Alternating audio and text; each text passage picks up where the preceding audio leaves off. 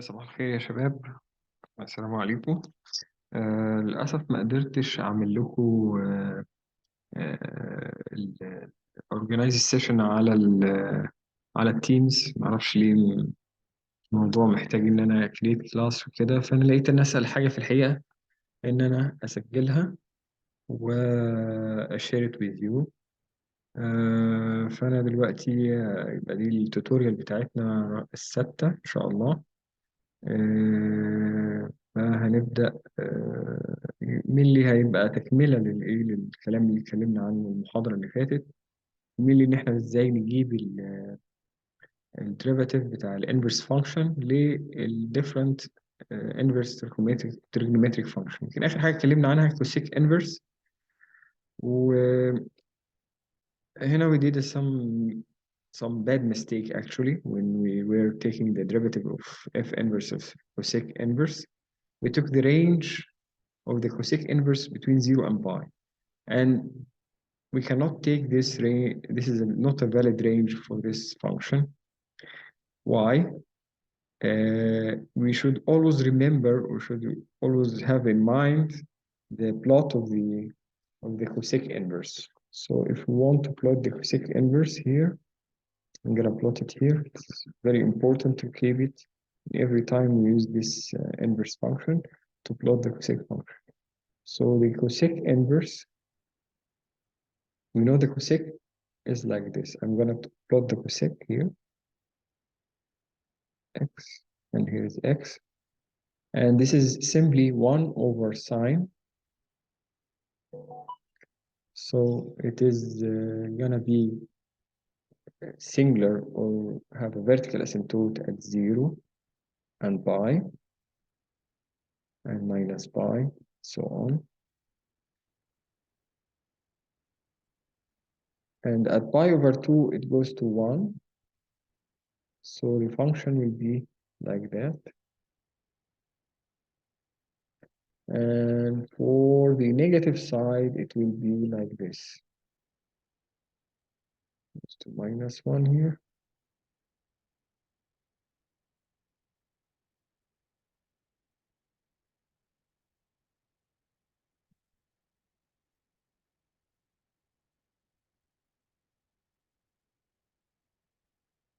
Okay. And of course, if you remember the last lecture, we plotted the branch here. It goes from minus 1, and it has a vertical asymptote like this. And we choose the two branches between 0 and pi over 2, and the branch between pi and 3 pi over 2. Okay. Now we're gonna make a different choice. We cannot, of course, if we have this plot in front of us, we cannot take the subdomain or the restricted function between 0 and pi, because between 0 and pi, it's not a one-to-one function. We have to choose the restricted domain or the function in the restricted domain to be a one-to-one function in order to have an inverse.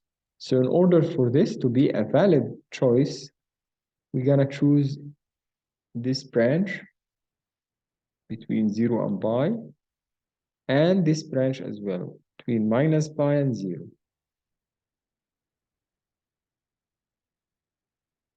Minus pi over 2 and 0. So these are the restricted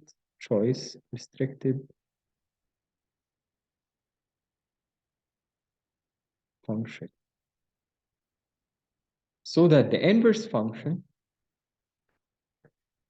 will have the domain x greater than 1, which is the range of the original of the restricted function, and we'll have the range, the valid range will be between minus pi over 2 and pi over 2, excluding the 0 point or the origin point.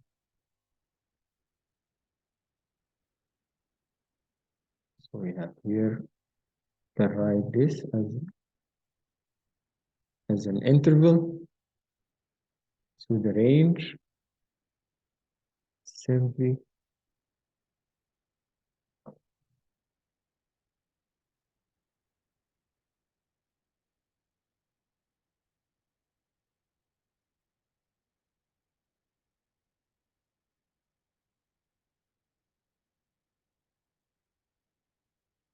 between minus pi over 2 and 0 union with 0 to pi over 2. Okay, and everything now is okay because between these 2 points we have this derivative and we have the cotan to become positive for now the cotan has two choices depending on whether we are in the minus pi over 2 to 0 and 0 to pi over 2. Simply the cotan will be positive for the range between 0 and pi over 2 and will be negative between minus pi over 2 and 0. So we have to correct this part as well.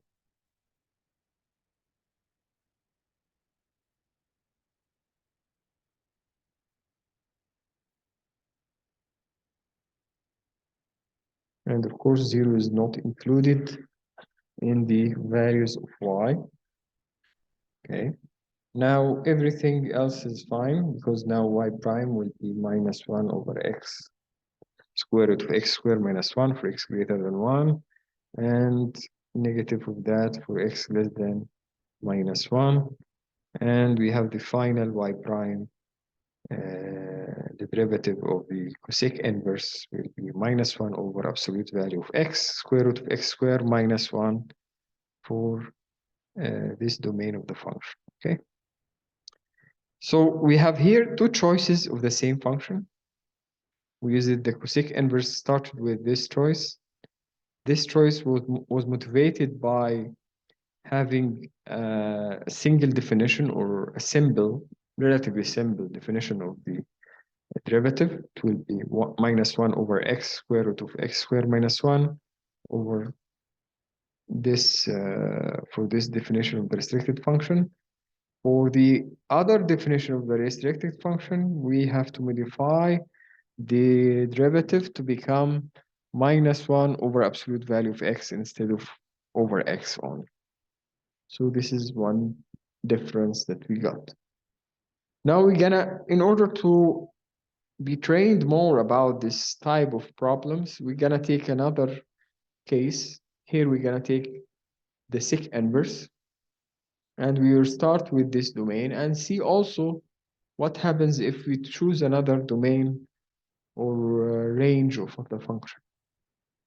Okay, I'm sorry. We choose different range for the function corresponding to choosing different domain of the restricted function of the original sec function that we have. Okay, so let's start with taking this part to our OneNote in order to manipulate or to work with this example.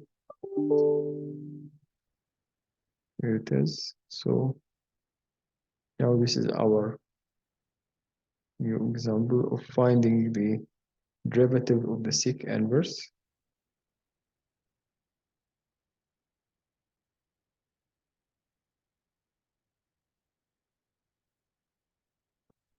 Okay. And we're gonna start with plotting of sec of x. Okay. To start with, we have to know that we have the sec of x is simply 1 over cosine. So we know that sec of x is 1 over cosine of x. So in order to plot this function, we're gonna plot the cosine function to start with and make the reciprocal of this function. So we're gonna start with plotting the cosine. We're gonna make the points 0, minus pi over 2, pi over 2, pi, 3 pi over 2. These are the important points or the important text that we need to take when plotting such functions. So we're gonna have cosine function looking like this. Add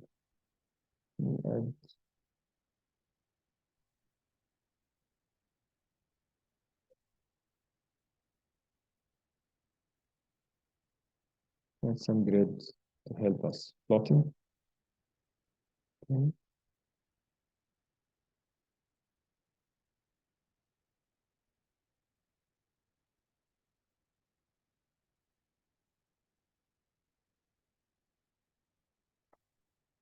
This is +1, this is -1, and the reciprocal function is simply will be like this.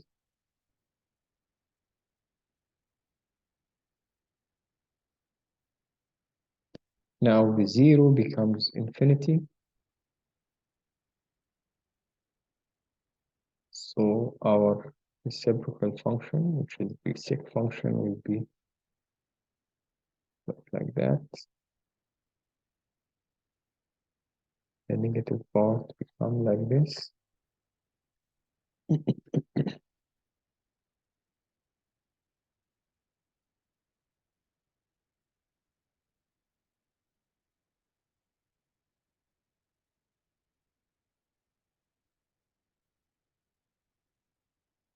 And this one becomes like this.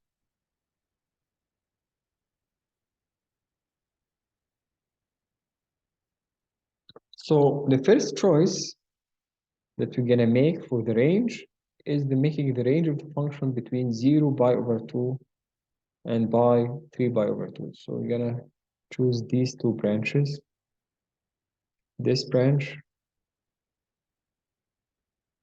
and between pi and 3 pi over 2 and that branch. And it is clear that for this choice, it is a one-to-one corresponding function. Every value of y corresponds to a single value of x. Okay. Now we're gonna get the derivative as usual. In order to get the derivative, we simply apply the rule d by dx of the inverse function of x is simply 1 over f prime of the inverse function of x. So in order to get, here we have f inverse of x is sec inverse. So the original f of x is simply f of x, sec of x. And in order to get f prime of f inverse of x, we're going to get f prime first. So f prime of x is simply the derivative of the sec, and we know the derivative of the sec is simply sec tan.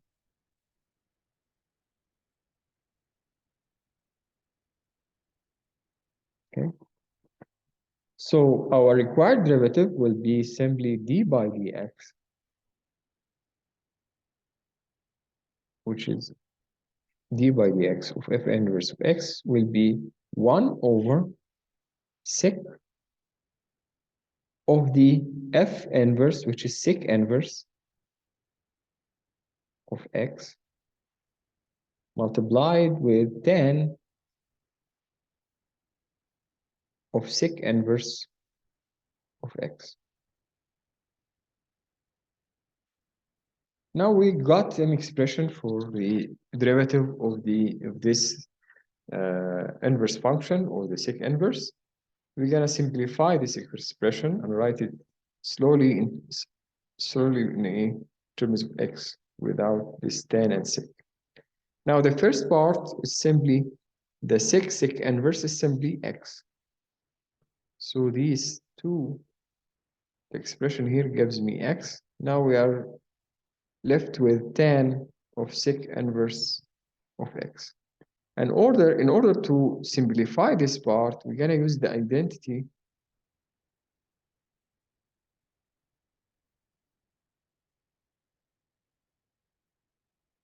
that tan square x is simply sec square of x minus 1. So in order to get the tan, we need to take the derivative of this sec square of x. And again, as usual, we have two roots, plus or minus sec square x minus 1. And we have to see, or we need to see which root, the positive or negative sign, should we consider when getting this tan x? And in order to do that, we need to plot or to give it a plot of tan x. So I'm gonna plot it here over this curve. I'm gonna choose some other color. Let me choose some fancy color like this one. Okay. So the tan becomes a function like this. We know it is a function like this one. And for here it is like that. Zero here. So the two branches that we have here, because our domain is between 0 and pi over 2 and pi to 3 pi over 2. So our tan is always positive for these two ranges. So we know here that for the chosen range of f minus of x, we know we will have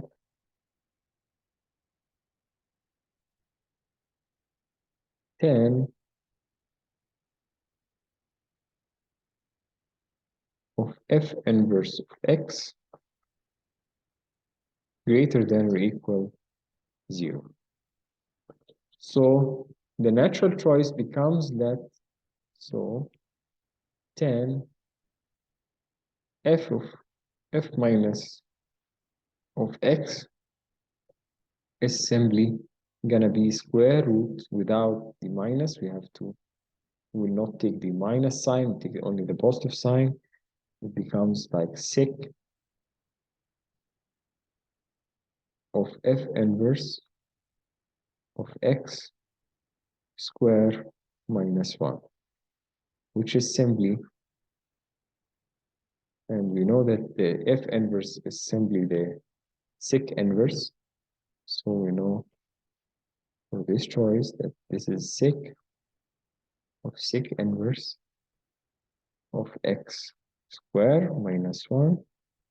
And this gives us square root of x square minus 1.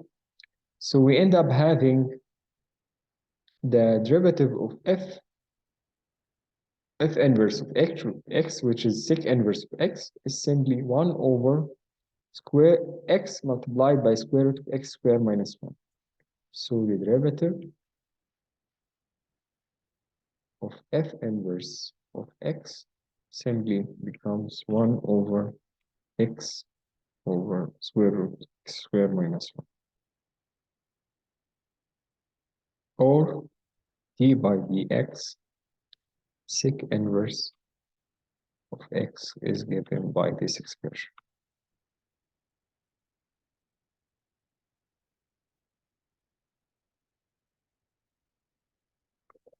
Again, there is another choice of the range of the sec inverse, and we can choose another choice. What other choice we can have? We can have like from 0 to pi over 2 and from pi over 2 to pi.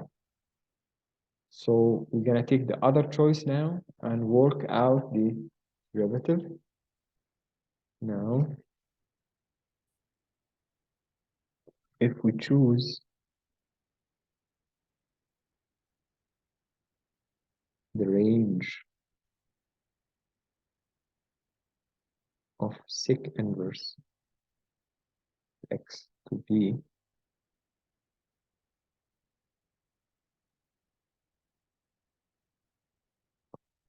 as we said, from 0 to pi over 2 and from pi over 2 to pi. So it will be closed interval from 0 to pi over 2 union with pi over 2 to pi, sorry, open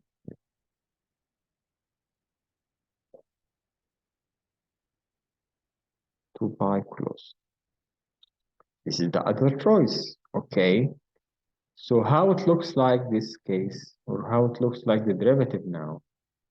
Well, everything will be the same except for the choice of the roots, or the two roots that we mentioned about or talked about. This simply will be given as f prime of f inverse of x, and this is simply will be 1 over sec of sec inverse of x multiplied with tan of sec inverse of x. Again, this is x, okay? And now we have the tan of sec inverse of x is equal to plus or minus square root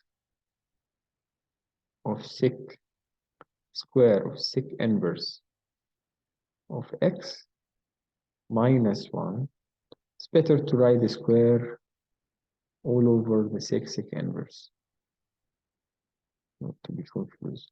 Let's write like this. Okay.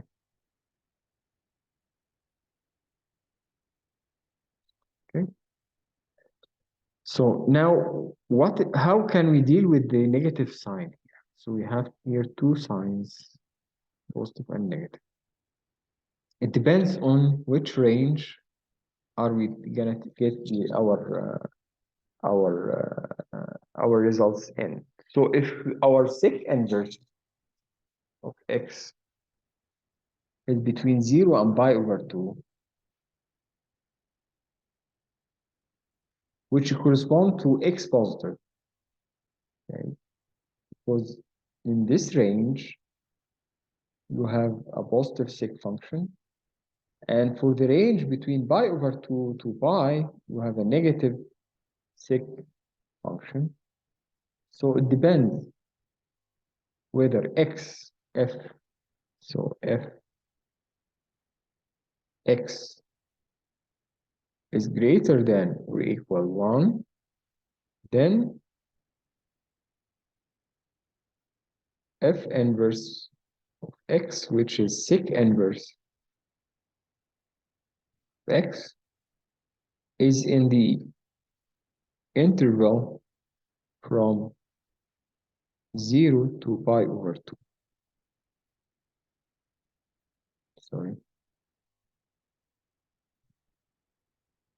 0 closed and open pi over 2. Okay.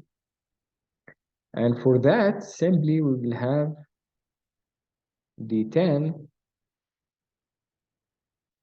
of sec inverse of x will be given as the positive of sec. You can write this term easily as simply as x. This is x. So this is gonna be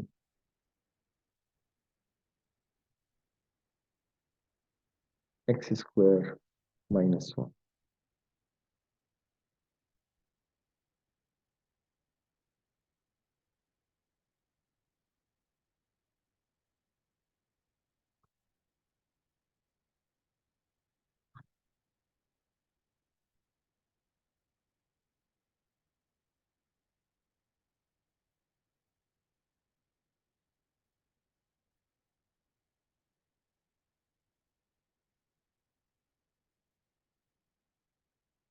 Okay.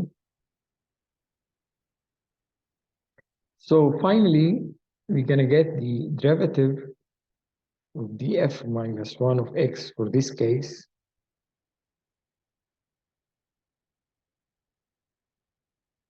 is gonna be 1 over x square root of x squared minus 1. This is for x greater than or equal 1. What about if x is less than or equal 1?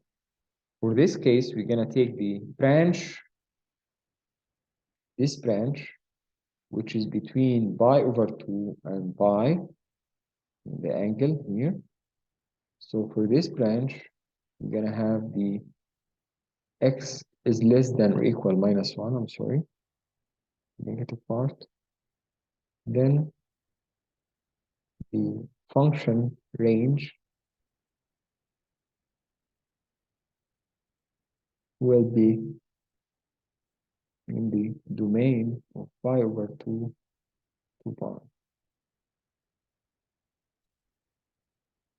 Okay, and for that we need to choose tan sec inverse of x as simply minus square root of x squared minus 1. Why is that? Because the tan in this part is negative. The purple curve here is negative. This is the tan function.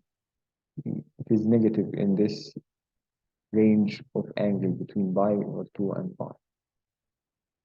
Okay, so we have to choose the minus sign here instead of the positive sign as before. So the derivative now becomes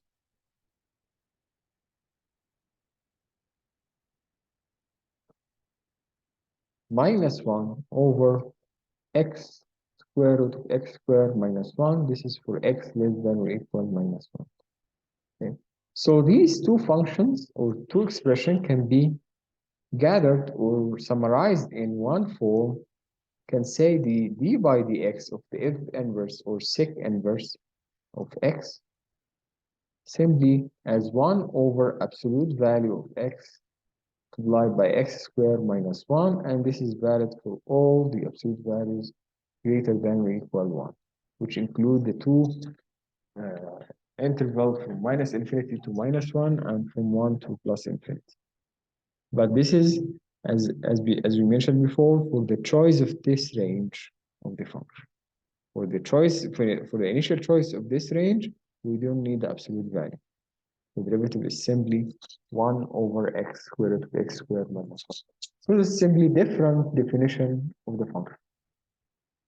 As we said, the original function sec is not a one-to-one, and we have to restrict the domain to get an inverse. And in doing the restriction, we have some options or have some freedom of choosing the restricted domain. The last choice, which is the cotan inverse, and now we worked before with the tan inverse. Here we are gonna work with the tan inverse. Take this snapshot here.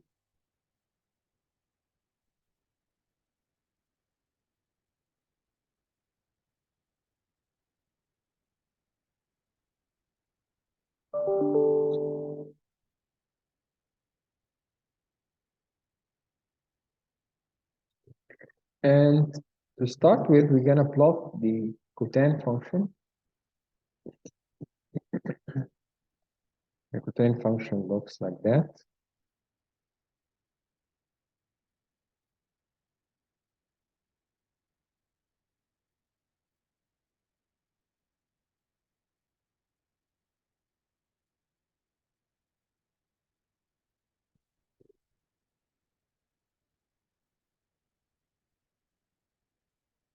Okay.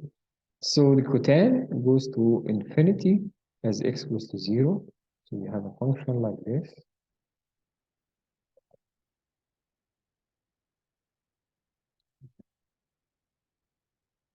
We have another thing. This is the cotan function. And the natural choice of the domain or the restricted domain of this function is to choose this part. You can choose either from minus means 0 to pi, or we can choose from 0 to pi over 2 and from minus pi over 2 to pi. Both choices are valid, but here we'll start with the choice from 0 to pi. Okay, for the cotan function.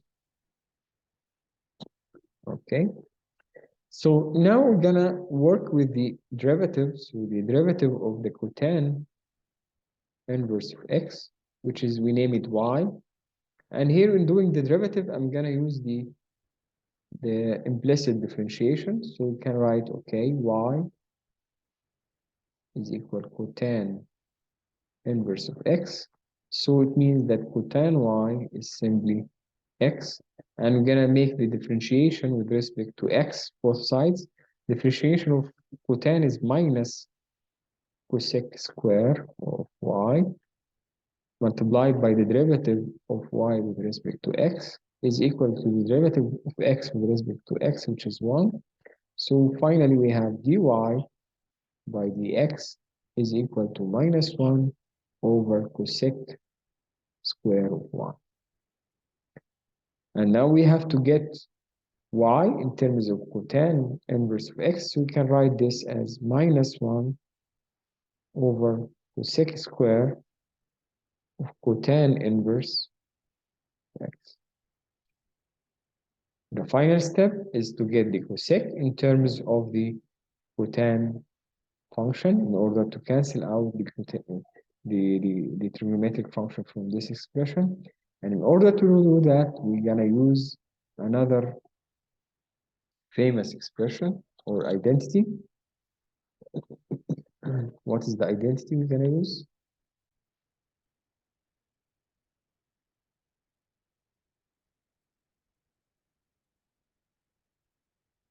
That the cotan function square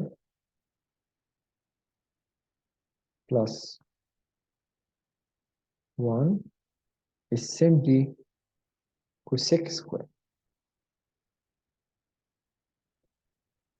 or the cosec square is simply cotan square of x plus 1.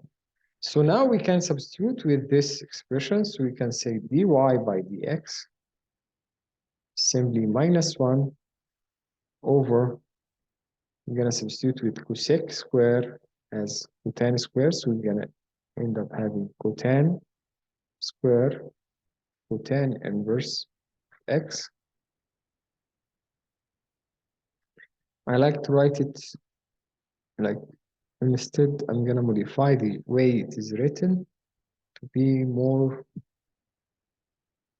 comprehensible or comprehensible. I'm going to write it like this, and this is the same for this expression. I'm gonna put the square احط السكوير بس ايه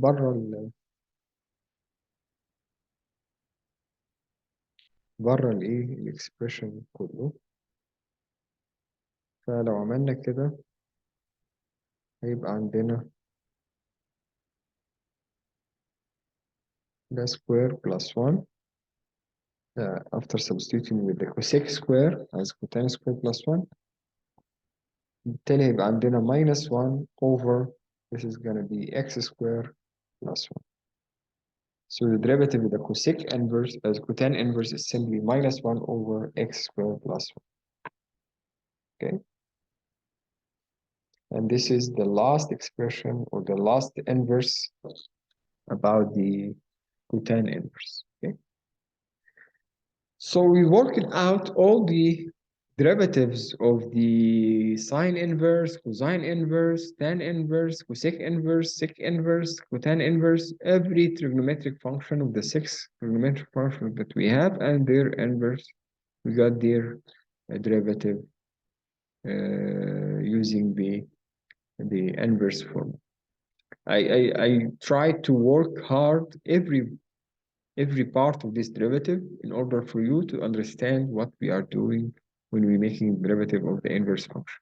So it's not just working or solving this example, it is more like solving it for other categories as well, or other examples that you may be exposed to. Now we're gonna take a few examples of applying this trigonometric or the inverse trigonometric derivative. We'll start with the first example here. ناخدها كده على الايه على النوت OneNote.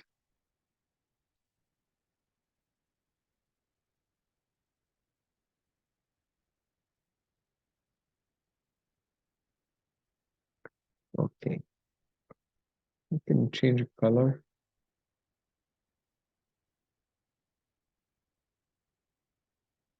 أول سؤال الأول بيقول لي f of x is x tan inverse x tan inverse square root of x. In order to make the derivative هنعتبر دي كأنها multiplication، هي فعلا multiplication of x ب tan inverse، فدي f by dx هتبقى simply إيه؟ الديريفاتيف بتاع الترم الأولاني أو first part هنا multiplication two functions عبارة عن x و tan inverse، فالديريفاتيف بتاع ال x هي simply 1 في tan inverse square root of x plus x في derivative of tan inverse square root of x. So this is tan inverse square root of x plus x. Derivative of tan inverse square root of x is the derivative with respect to the square root of x multiplied by the derivative of the square root of x with respect to x. And what is the derivative of tan inverse? You have to memorize this. It is 1 over, now it is square root of x squared plus 1. This is the derivative of tan inverse square root of x with respect to square root of x multiplied by the derivative of square root of x. I'm going to do it in multiple steps to make it clear. So now this becomes tan inverse square root of x plus, here we can simplify square root of x squared is x, okay, and the derivative of square root of x is simply 1 over 2 square root of x, or simply this is x to the power 1/2, so we're gonna get 1/2 x to the power 1/2 minus 1, which is minus half, which is 1 over square root of x. So our final answer, or the derivative required here, is simply this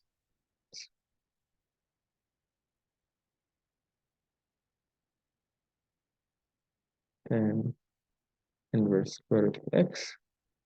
And here we can cancel 1 square root of x from one of the square root of x's here, and we will be left with square root of x over 2x plus 1.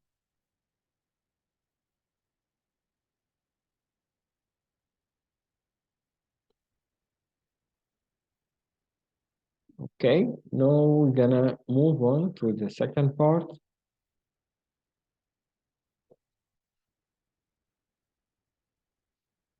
The second part is simply y equal tan inverse x squared. And in order to get this derivative, as we said before, we get the derivative of the tan inverse with respect to the argument. So it will be 1 over x squared plus 1, and the derivative of x squared with respect to x. And the derivative of x squared with respect to x is simply 2x, and this is going to be x to the power 4 plus 1. So it is easy, not that difficult. Now the final one is sine inverse x total square. So the last example here,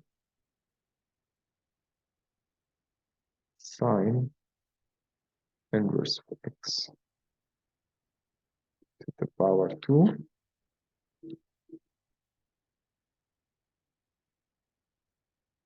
which is simply, first we make the power derivative, which gives you d2 sine minus 1x multiplied by d by dx of sine minus 1x. So this is like taking the derivative with respect to sine inverse of x, and then taking the derivative of sine inverse of x by dx, which is what we call the chain rule for implicit functions.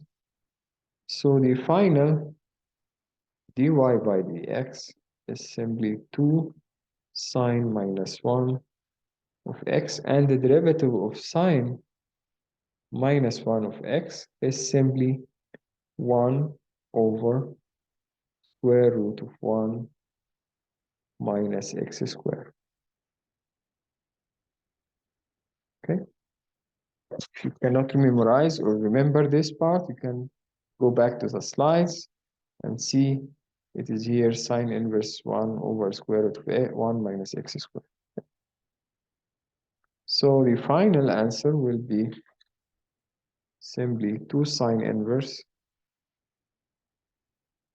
of x divided by square root of 1 minus x squared.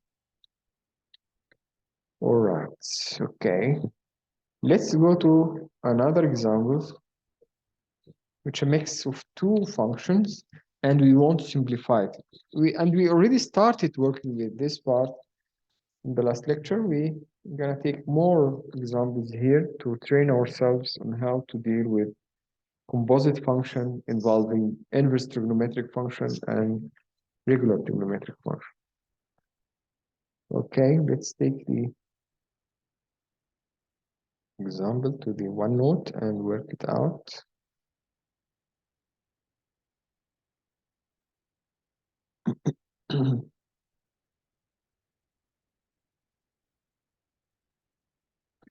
Okay.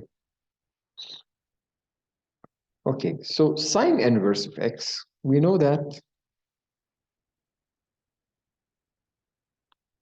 the range of x is simply less than 1, and the values of sine and the domain of sine minus 1 of x is between minus pi over 2 and pi over 2. So this is the domain, and the range is between minus pi over 2 and plus pi over 2. Okay. So in order to get 10, sine inverse of x, you can solve this by two approaches. The first approach is the direct approach, is simply making 10 as sine over cosine. So we can write this as sine of sine inverse of x divided by cosine of sine inverse of x. And what is sine of sine inverse of x? Is simply x. So we can say, okay, this can be written as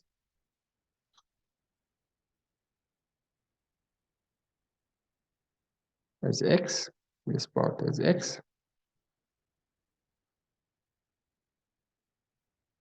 And we need to simplify cosine. We know that sine inverse is between minus pi and pi over 2 and pi over 2. And for this range, the cosine is non-negative. Why is that? If you want to see the picture, we need to plot the cosine. The cosine is between minus pi over 2 and plus pi over 2 is non-negative. So you can easily say cosine sine inverse of x is greater than or equal 0 always, okay, according to this choice of the range of sine inverse. Maybe you can choose another range which makes our life much difficult or different. And the cosine then can be written as using the trigonometric identity as square root of 1 minus sine of sine inverse of x squared.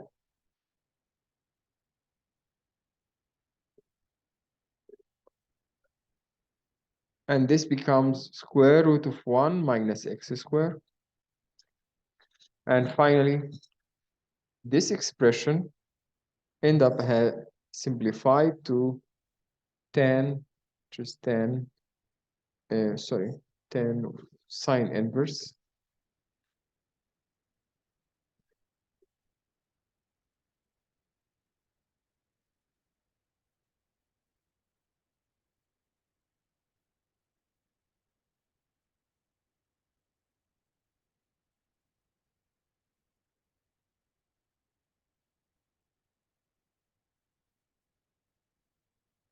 simply gonna be x over square root of 1 minus x squared. This is our answer. Well, some people say, okay, let's work with the same example using the triangular or using the regular triangular that we talked about before. Another solution here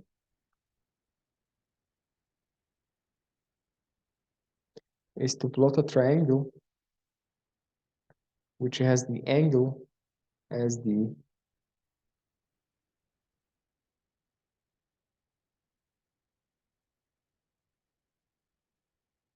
sine inverse.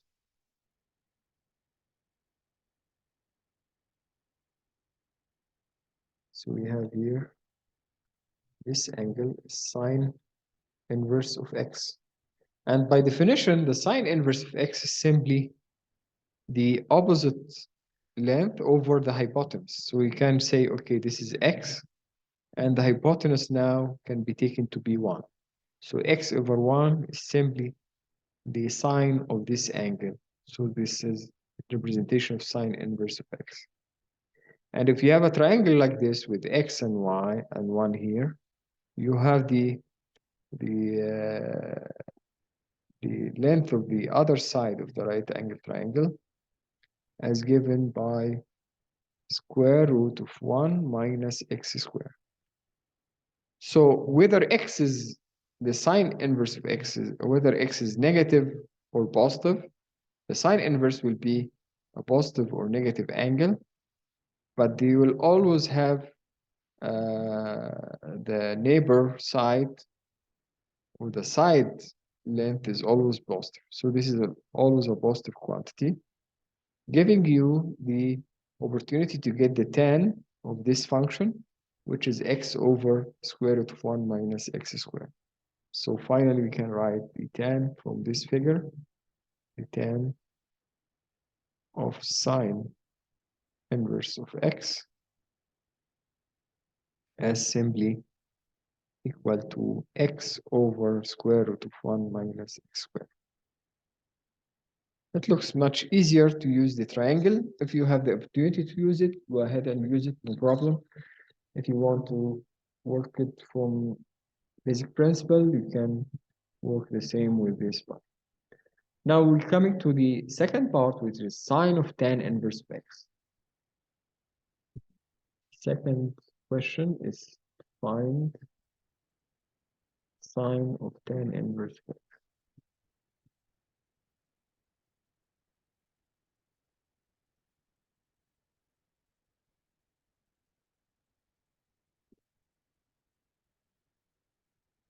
And how can we get this?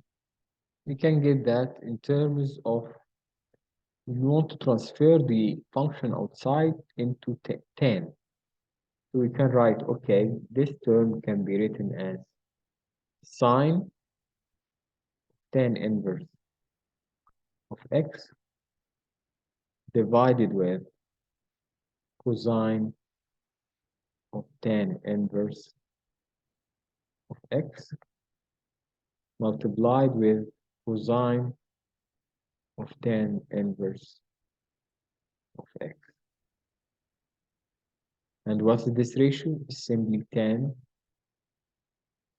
of tan inverse of x. And in order to manipulate this part, I'm going to write it as 1 over sec, because I know that sec function is 1 over cosine, so 1 over sec is cosine as well. And why is that? Because I have some identical relation of the sec with the tan function. So we can simplify the first part here into simply to become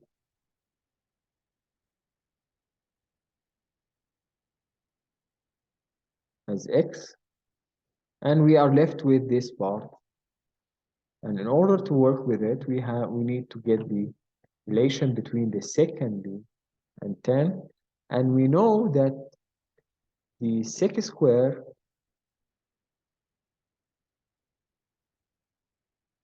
is simply 1 plus tan square.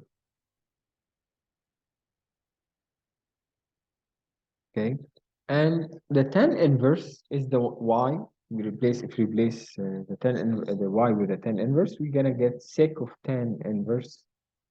So we have here sec square of tan inverse of x is simply 1 plus tan of tan inverse x to the power 2. Now comes the a little bit confusing question. What is the what roots we should take for the sec here?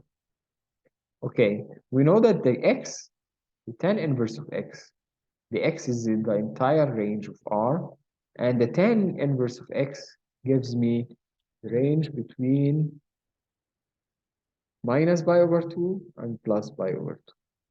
So the tan inverse of x is simply, we know that tan inverse of x is between minus pi over 2 and less than pi over 2. And for this range, I can guarantee that the cosine is positive, and hence the sec is positive. And hence, from this, you know that the cosine, write it here, cosine of tan inverse of x will be always greater than or equal 0, okay? And therefore, the 1 over sec, or the sec function, will be as well greater than or equal.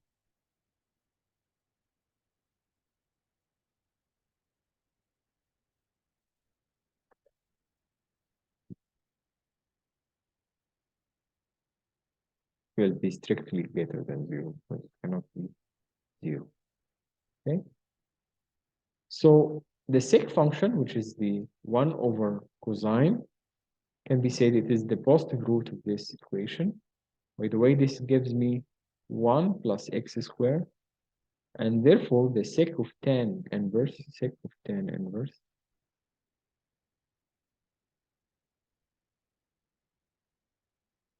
is the square root of 1 plus x squared, and therefore we can substitute here to get the sine of tan inverse of x as sine, hence sine tan inverse of x will be given as x over square root of 1 plus x squared. Another solution for the same problem is to use the triangle that we talked about. Another solution here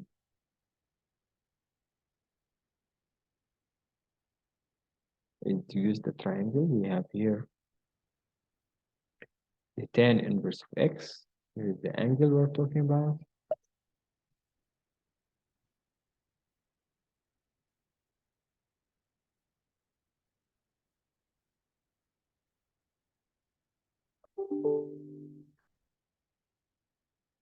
And in order for this to be a tan, this has to be x and y. Oh, this is 1, such that x over 1 gives me the tan of the angle. And this hypotenuse will be square root of x squared plus 1. And no matter whether x is positive or negative, this same configuration will be the same, except for the x will be downward instead of upward here.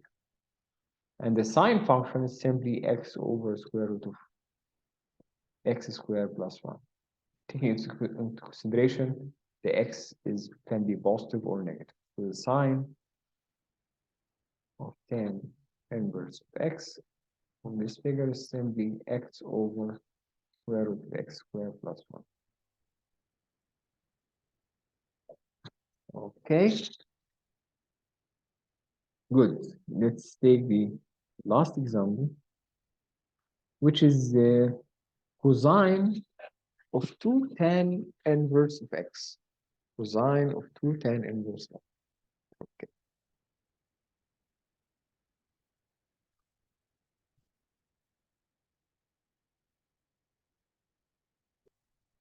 Third part is cosine 2 tan inverse of x. Okay, this is cosine of twice the angle. We have to get rid of the 2. We have a problem here. We can manipulate the cosine tan inverse of x or sine tan inverse of x, but for the 2 here, this is a problem. And in order to get rid of this, we can use the identity for the cosine twice the angle. What is the cosine twice the angle is related to the cosine or sine of the angle? It is, we use the identity.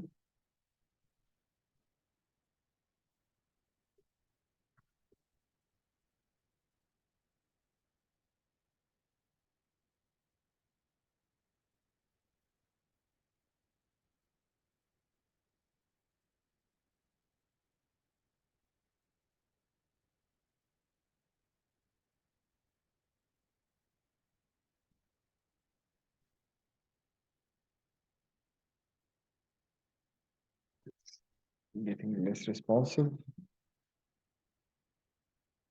Okay, let me try again.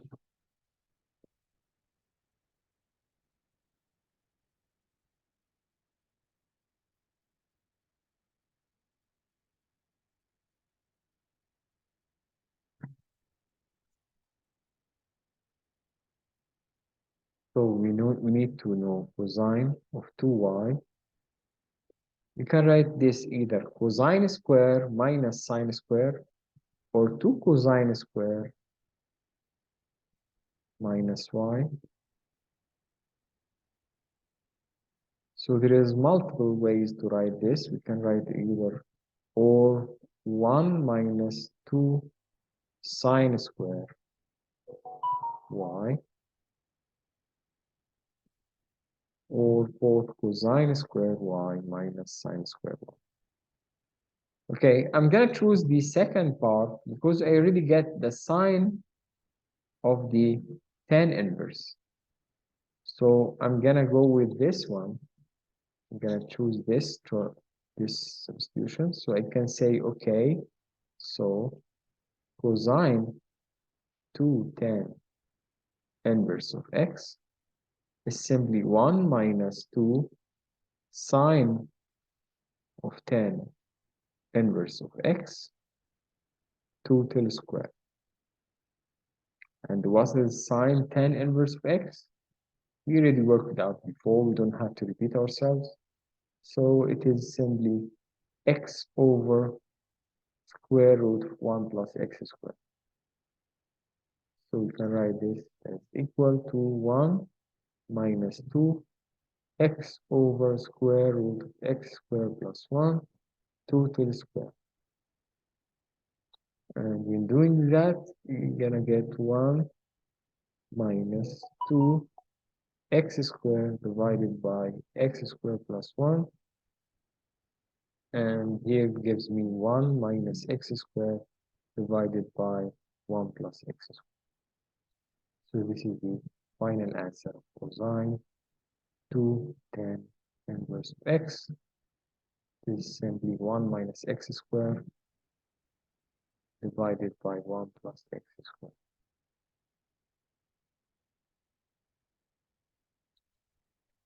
Okay, let's take another example which involves some implicit differentiation. Here is y as a function of x, or a relation, to be specific, is the relation between y and x, and we cannot separate y from x in this example. We have to work as implicit definition of this relation between y and x, and this relation cannot be separated, unfortunately.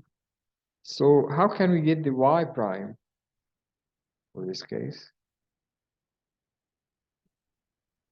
Okay, we can get the y prime simply by differentiating both sides. So we have a relation which is tan inverse of xy is equal to 1 plus x squared y.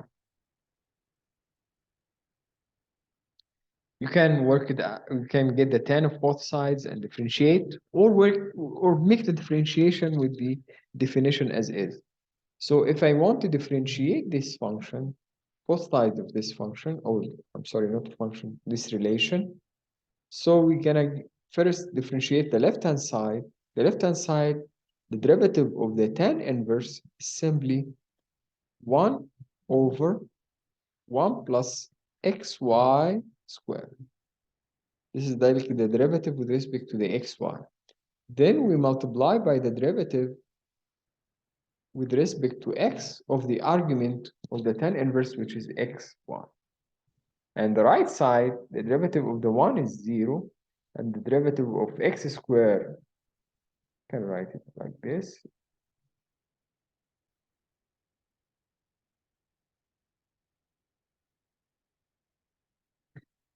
And now we'll have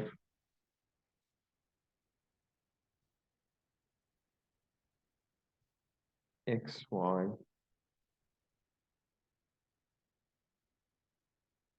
and the derivative for xy will be like y plus xy prime, which is the derivative of the y with respect to x, equal to the derivative of x squared would be 2x multiplied by y plus x squared y prime. Now we can take y prime common to get the derivative of with respect to y prime. Correct this is not right.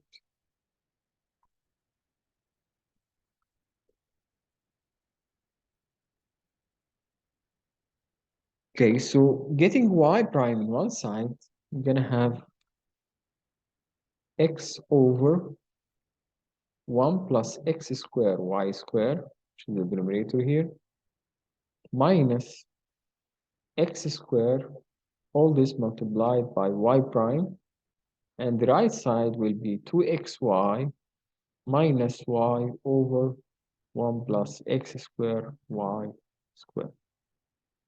And we have to simplify this by taking common derivatives for both sides. For the left side will be x minus x squared multiplied by 1 plus x squared y squared. And for the numerator, it will be 1 plus x squared plus y squared. And for the right side, this is all multiplied by y prime. For the right side, it will be 2xy multiplied by 1 plus x squared y squared minus y over 1 plus x squared y squared. Now we can cancel out the 1 plus x squared y squared from both sides.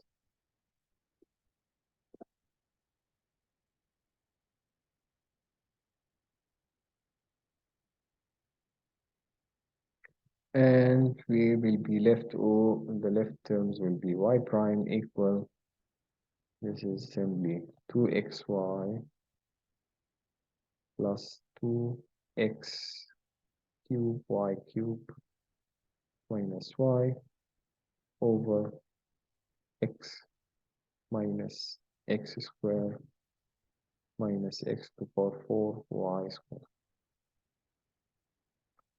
So this is the final expression of the y prime as a function of x and y. Okay? Okay.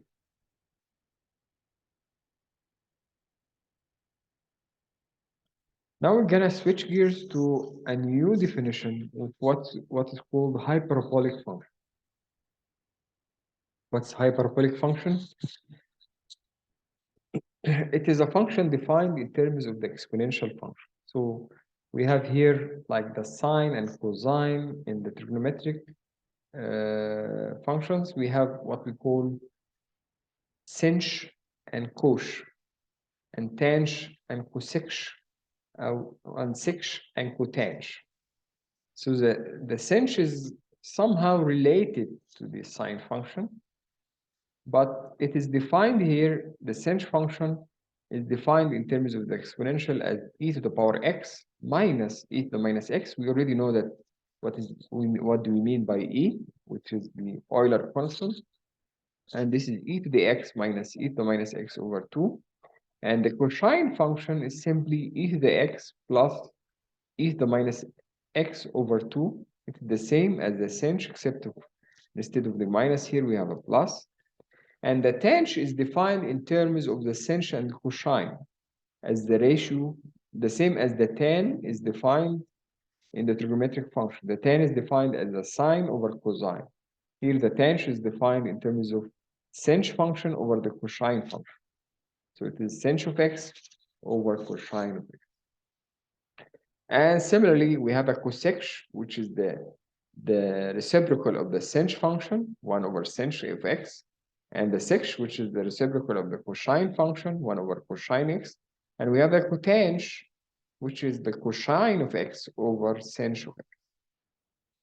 Okay? So these are the definition of the hyperbolic function. We need to see how they look like. We need to graph them and get some identities related to them, the same similar to those identities we get for the trigonometric function. Okay, let's try to plot them. The plotting of these functions simply, I guess I used a big or a big section here. That's why it is getting. So we have to add like week 6, part 2, in order to be able to work without this delay that happens when we write anything. So we're gonna start with trying to plot the sinh function. And it is defined as e to the x minus e to the minus x over 2. And how the e to the x looks like and how the e to the minus x looks like. Let's plot these two functions and see how the difference will be like. If you want to plot e to the x, it will be a growing function going through 1 like this.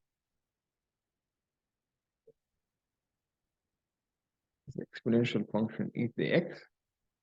And if you want to plot the e to the minus x, it will be an oppositely related function. It's like a reflection of the same function with respect to the y-axis.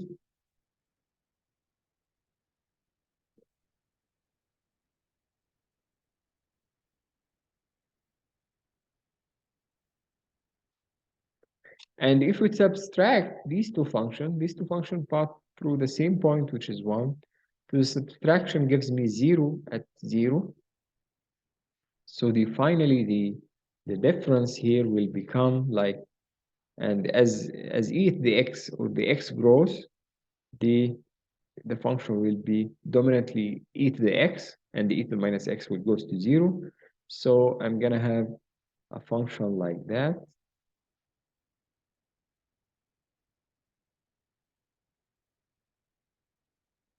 Go to 0 here, the difference divided by 2.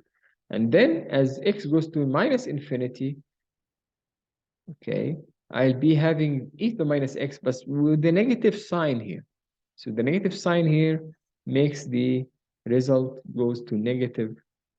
So it's like a growing function like this. So this is simply growing function to as x goes to minus infinity, it goes as exponentially to minus infinity. So this is the sinh function. Looks like that. And what about the cosine function? I'll try to plot the cosine function as well. We know the cosine is simply e to the x plus e to the minus x over 2. So this is again plotting of the summation of these two functions. We need to plot them again to make the summation clear. So the exponentially growing e to the x will be like this. And the e to the minus x will be like that.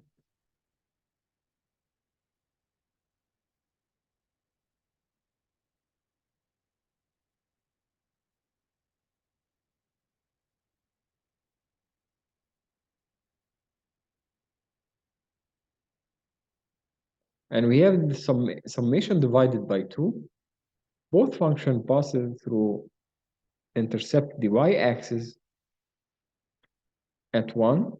So if we add e to the x and e to the minus x at x equals 0, it will be 2 divided by 2 would give me 1 again. And the summation now gives me a function like this.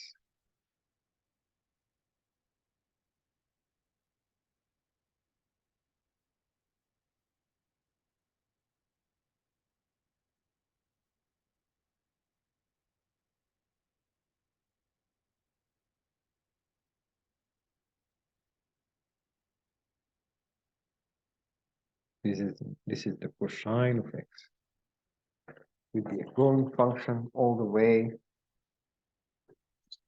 It is okay. Okay, this is the cosine function. So the cosine looks symmetric. And you can see this is an even function because simply if we get cosine of minus x, it will be the same as cosine of x. So here if we get cosine of minus x, substitute x with minus x, we will have minus e to the minus x plus e to the minus x, which is e to the x over 2, with this the same definition at the cosine itself. This is e, so this is even function. It is even function.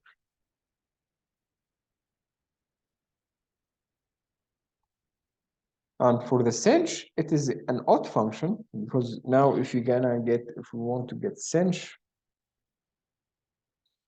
of minus x, will be simply e to the minus x minus e to the minus x, which is e to the x over 2, which we can write it as equal to minus, can take the minus common, so we can write sinh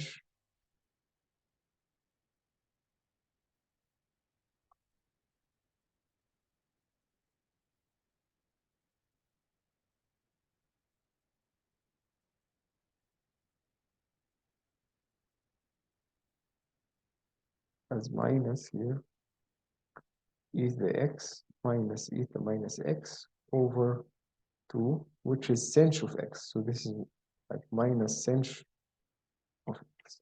So this is a odd function.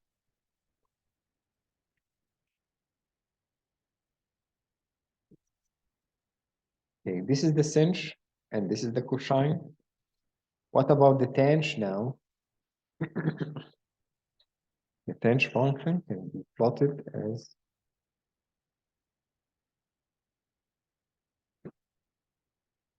the ratio of the sinh over cosine of x. And always, as we see, the sinh is less than the cosine, is never greater than cosine. It's below this curve, okay? And we can see as well that we can write this ratio as e to the x minus e to the minus x if we use the definition of the sinh function, which is e to the x minus e to the minus x over 2. And if you use the cosine, which is e to the x plus e to the minus x over 2, we're gonna get e to the x minus e to the minus x over e to the x plus e to the minus x. And if we want to see this ratio as x goes to infinity, as x grows, as x goes to infinity, we find like tanh x goes to 1, and as x goes to minus infinity, we find that tanh x goes to minus 1. And why is that? You can see that the tanh is e to the x minus e to the minus x over e to the x plus e to the minus x, and you can write it as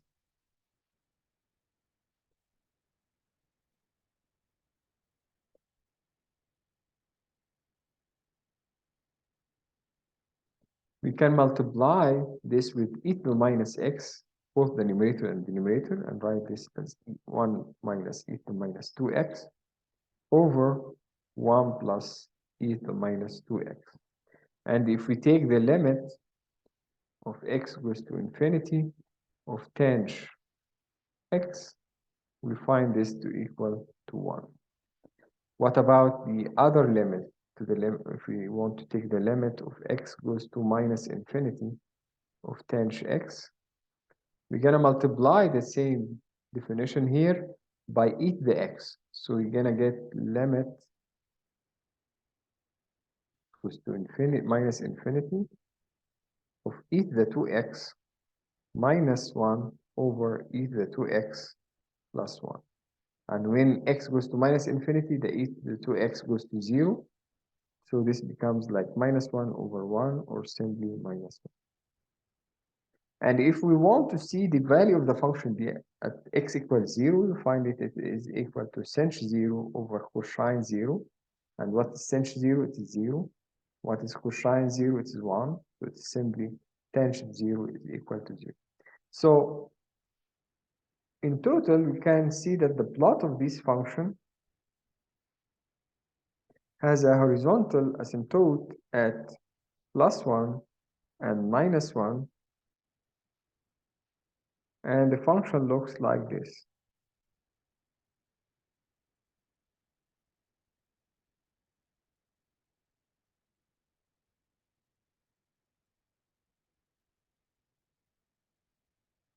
It is a monotonic function that goes to from minus infinity to plus infinity as x is varied from minus infinity to plus infinity.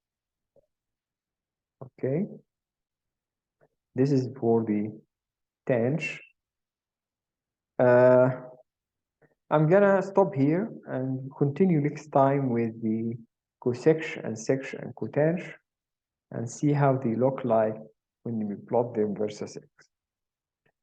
Okay, see you next time. Next time we'll have like a quiz, and I'm gonna send you the information about the quiz. What is the topic that will be included in this quiz on Canvas, inshallah. See you. Bye bye.